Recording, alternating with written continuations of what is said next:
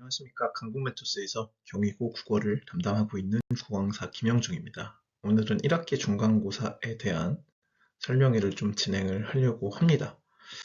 먼저 발표 순서는 중간고사 문항을 좀 분석하고요. 저희 학원에서 어떻게 잘 대비를 했는지 적중률 분석을 해드리고, 그리고 중간고사 결과, 그리고 학부모님들이 가장 궁금해하실 수 있는 1학기 기말고사를 어떻게 대비할 것인가에 대한 얘기를 해보겠습니다.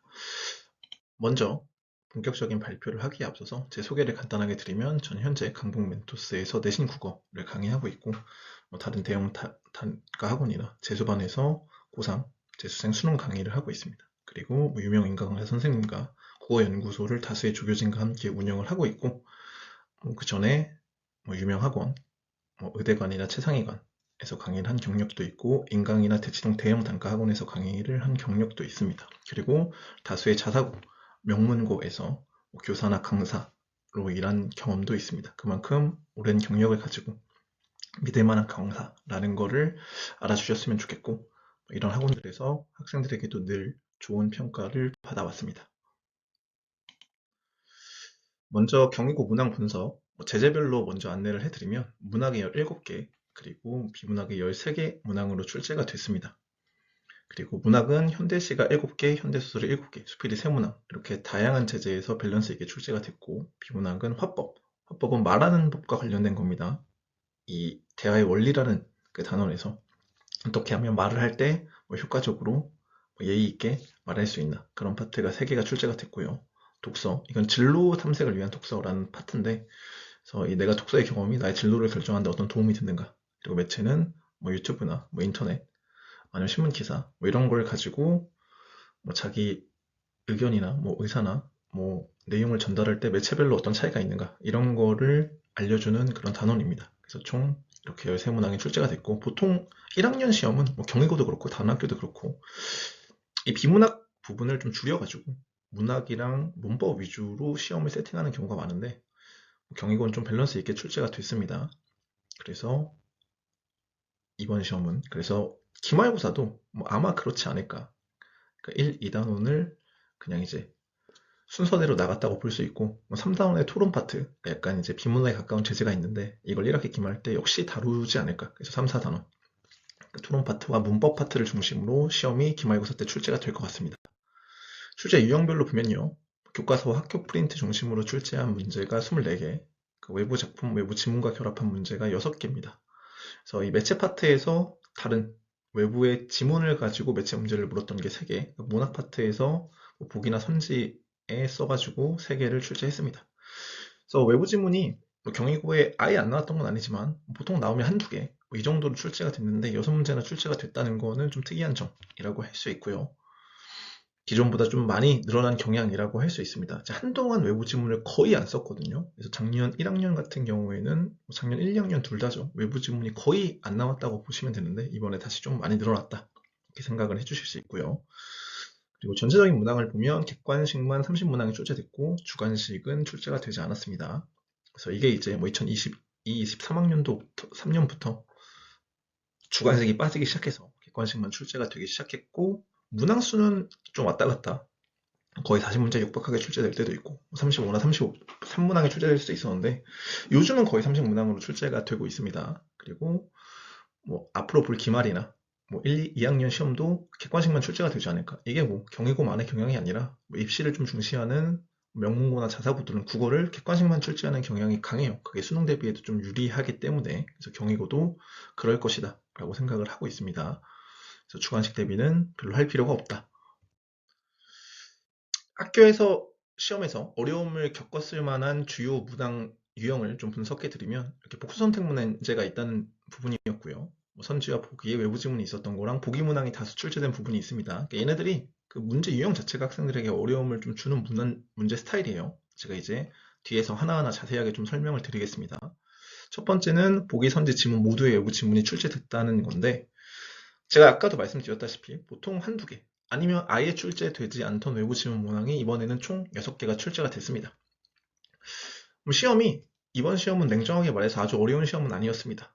근데 어쨌든 이 외부 지문을 출제한 문제들은 학생들이 좀 어렵게 느꼈을 수밖에 없습니다. 특히 이제 그 비문학 파트에서도 외부 지문이 출제됐기 때문에 뭐 이런 건 예상 자체가 불가능하거든요. 그러니까 외부 지문이 나올 수도 있다는 예상할 수 있지만 그러니까 어떤 지문이 선택될까는 예상할 수가 없죠. 그러니까 스스로 글을 읽는 능력을 학생들이 결국 기르는 수밖에 없습니다. 그리고 뭐 문학은 어느 정도 몇 개는 예상할 수 있죠. 근데 가장 높은 점수를 원한다면 역시 스스로 글을 읽는 능력, 작품을 스스로 분석하는 능력이 좀 필요하다. 이렇게 생각할 수 있고요. 두 번째는 복수 선택 문항이 출제됐다는 거. 30문제 중 3문항이 출제가 됐습니다. 기억, 니은, 디귿, 리을 이런 걸 박스로 주고 그 중에서 뭐 기억만 답이 될 수도 있고 니은만 답이 될 수도 있고 기억, 니은이 답이 될 수도 있고 기억, 니은, 디귿이 답이 될 수도 있는 그런 문제인데 뭐 이런 문제는 이 문제 스타일 자체가 무조건 5개 중에 하나만 고르면 되는 일반적인 객관식보다는 어려울 수밖에 없습니다. 그러니까 뭐 5개 중에 하나를 고르는 문제는 나머지 선지를 내가 몰라도 한 문제만 정확하게, 한 선지만 정확하게 판단할 수 있어도 답을 고를 수 있죠. 혹은 답인 선지를 몰라도 4개를 지울 수만 있다면 답을 고를 수도 있습니다. 근데 이런 복수 선택 문항은 그게 안 되기 때문에 사실 조금 더 어려움을 주는 거고 이번에 3문항이 출제됐습니다. 그 3문항이 기존 출제 규정보다 좀 적은 거예요. 보통 5, 6개, 많으면 7, 8개까지 출제가 되기도 했는데 좀 적습니다. 아마도 외부 지문이 많이 출제돼서 얘를 좀 줄인 걸로 보이고요. 근데 1학기 기말은 지금보다는 조금 어려울 것 같다는 생각이 들어서 이 복수 선택 문제가 늘어날 수도 있다. 그래서 이런 문제를 대비하기 위해서는 여러 가지 방향이 있지만 일단은 개별 선지를 정확하게 판단하는 연습을 해야 됩니다. 그래서 문제 풀 때 그냥 답만 고른다가 아니라 1, 2, 3, 4, 5번이 맞는지를 정확하게 판단한다. 이런 연습을 하고 아니면 개별 선지의 OX 문제를 풀어보는 것도 좀 의미 있고 저는 학생들에게 항상 그래서 이런 스타일의 문제를 주고 있습니다. 그리고 궁극적으로는 이런 스타일의 유형, 기억, 니은, 디귿, 리을의 유형의 문제를 많이 풀어봐야겠죠.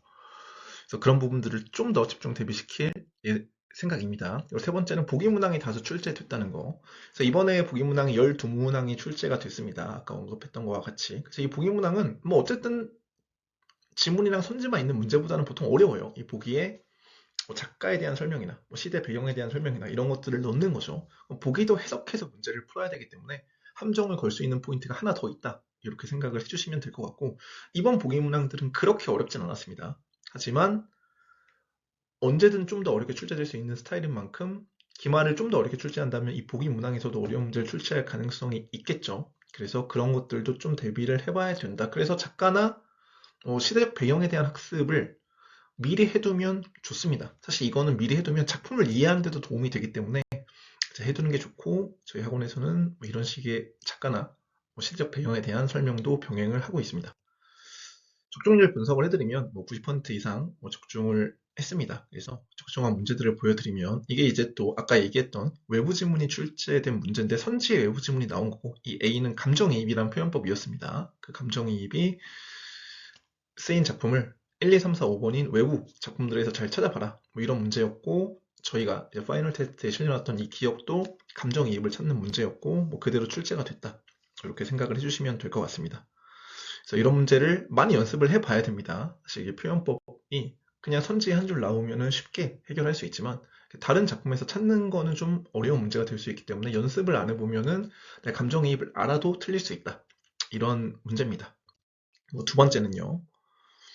그 보기를 통해서 속담을 물어본 거였고 이거는 이제 그 대화의 원리 파트에서 출제된 건데요. 그래서 학생들이 요즘 속담을 잘 몰라가지고 좀 어려움을 겪을 수 있는데 저희가 이제 3주차 과제에서 속담과 관련된 문제를 넣어놨고 사실 정답인 선지까지 거의 그대로 출제가 됐다는 거를 알 수 있습니다. 그래서 이 보기 박스에 있는 내용이 교과서에 이미 있는 내용이었기 때문에 속담과 관련된 내용이 출제될 거라고 생각을 해서 학생들에게 속담도 많이 연습을 시켰고 그래서 그대로 출제가 됐습니다.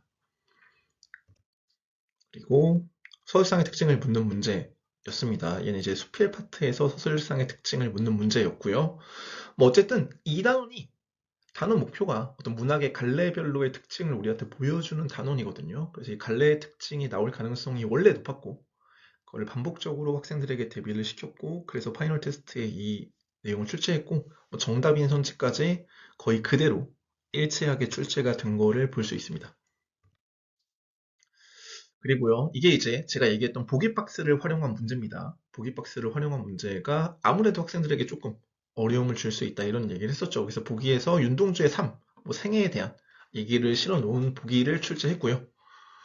그리고 그걸 가지고 시어나 식구를 해석하는 문제였고, 저희도 똑같이 역시 파이널 테스트, 제가 이제 이 적중률 분석을 할 때 뭐 파이널 테스트에만 보통 고릅니다. 사실 이 네 가지를 다 파이널 테스트에서도 고를 수 있었는데 뭐 사실 대부분이 적중을 했기 때문에 뭐 속담 문제를 좀 보여드리고 싶어서 다른 데서 좀 가져온 거고, 이 파이널 테스트가 뭐 6, 70문제 나갑니다. 뭐 그 중에서 대부분의 시험이 경희고 시험지랑 일치했다라고 생각을 하시면 되고, 그래서 그 여기 보기도 동일하고 보기에 나온 시어나 식구의 의미도 뭐 거의 동일하다, 이렇게 보실 수 있죠. 그래서 이 보기는 사실 저희가 윤동주 씨는 윤동주 작가랑 아주 밀접해가지고 반복적으로 이미 연습을 시켰습니다.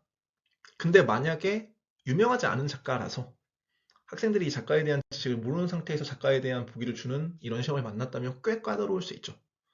그래서 뭐 그런 부분들을 뭐 작가나 작품이 쓰여진 배경에 대해서 미리 공부를 하는 게 무조건 유리하다, 뭐 그렇고 저희는 항상 대비를 시키고 있습니다.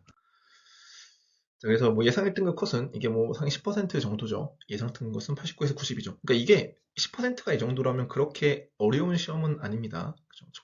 적당히 무난한 시험으로 출제가 됐고요. 1학기 기말은 조금 더 낮아지지 않을까, 그렇게 생각을 하고, 뭐 경희고 저희의 시험 결과입니다. 그래서 뭐 22학년부터 뭐 1등을 배출하기 시작해서 뭐 2024년부터는 매년 1등급이 뭐 한두 명 이상 이제 출제가 배출이 되고 있다. 그래서 경희고의 상위권들도 저희 학원을 많이 다니고 있다, 이렇게 생각을 해주시면 될 것 같고요.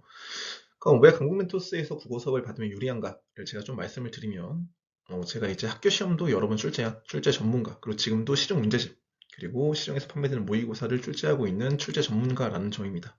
그래서 서랍을 중고등학교, 그리고 심지어 뭐 대학교, 그리고 선덕고 대진여고, 자사고나 명문고죠, 이런 데서 강사를 했고요.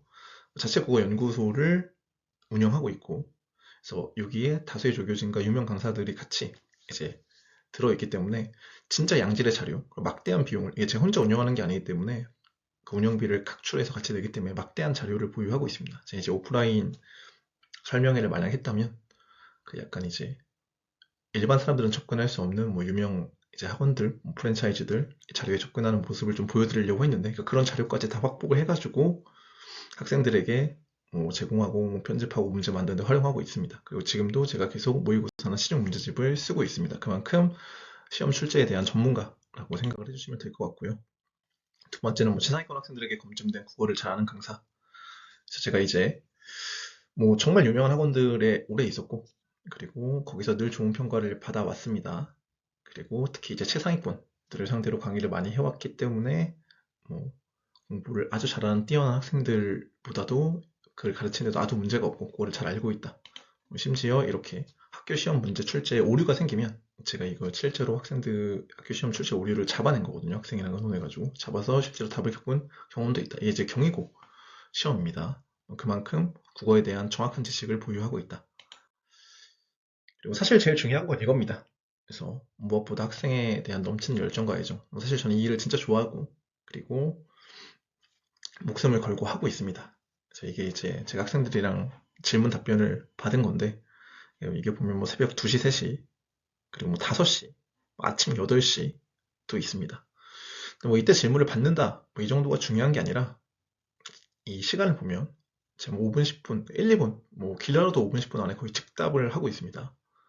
그러니까 그만큼 저도 안 자고 학생들 질문 기다리면서 바로바로 최대한 답변을 해주는, 그렇게 하고 있고, 전 항상 시험 기간에는 저도 이제 시험을 본 학생이라고 생각하고 학생들이랑 같이 뭐 밤새고 이러면서 진짜 이제 최선을 다해서 학생들 시험 성적 향상에 노력을 하고 있다, 이렇게 생각을 해주시면 될 것 같고요.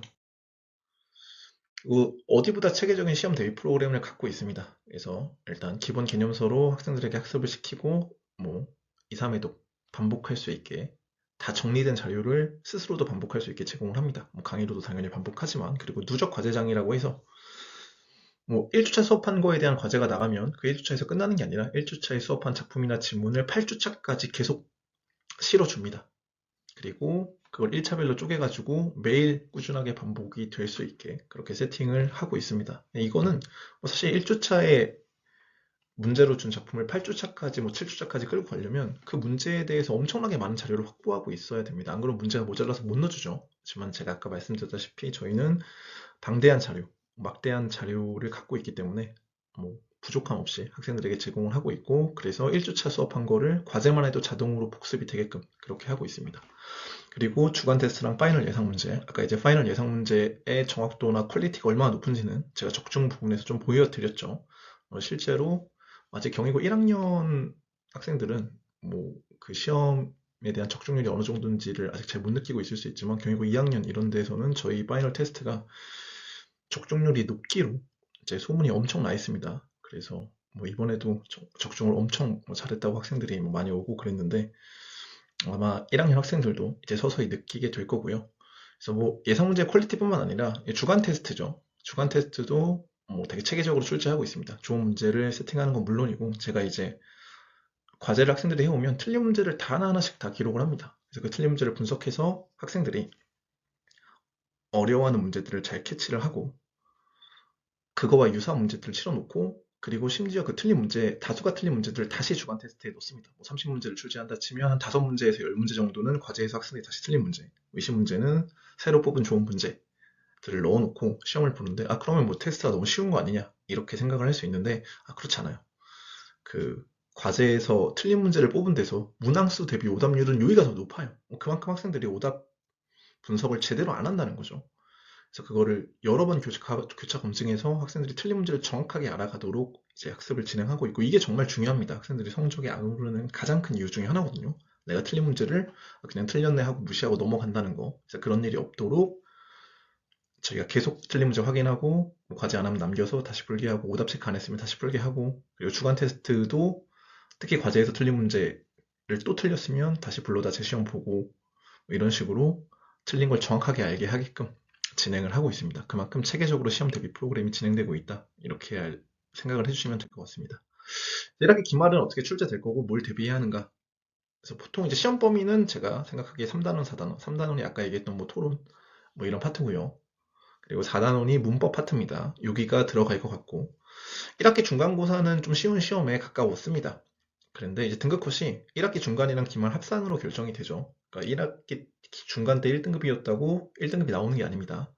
근데 학교에서 등급을 좀 잘 나누기 위해서는 뭐 다른 시험이 좀 어려워야겠죠. 그래서 중간보다는 기말고사를 어렵게 출제될 가능성이 높고, 그 중에서도 어차피 토론은 어렵게 출제하는데 한계가 있습니다. 그래서 문법 파트가 고난도로 출제될 가능성이 높다고 생각합니다. 그래서 문법에 대한 꼼꼼한 개념 암기, 그리고 문법 공부를 잘하려면 사실 뭐 의문이 뭐 말의 뜻을 구별해주는 소리의 가장 작은 단위다, 이런 걸 외우는 게 중요한 게 아니에요. 그래서 실제로 그 글자에서 뭐 단어에서 의문이 뭔데, 이거를 학습하는, 이걸 제가 예문학습이라고 이렇게 붙인 건데, 예문학습이 훨씬 중요하고 문제풀이가 훨씬 중요합니다. 그래서 다양한 예문과 문제를 풀어보는 게 성적 향상에 가장 중요한 키가 될 것 같고, 그래서 저희도 학생들에게 뭐 주관식이 안 나오지만 뭐 주관식, 그리고 다양한 객관식 테스트를 통해서 뭐 예문을 정확하게, 그 사례를 정확하게 분석하고 수 있는가를 계속 반복적으로 확인할 예정입니다.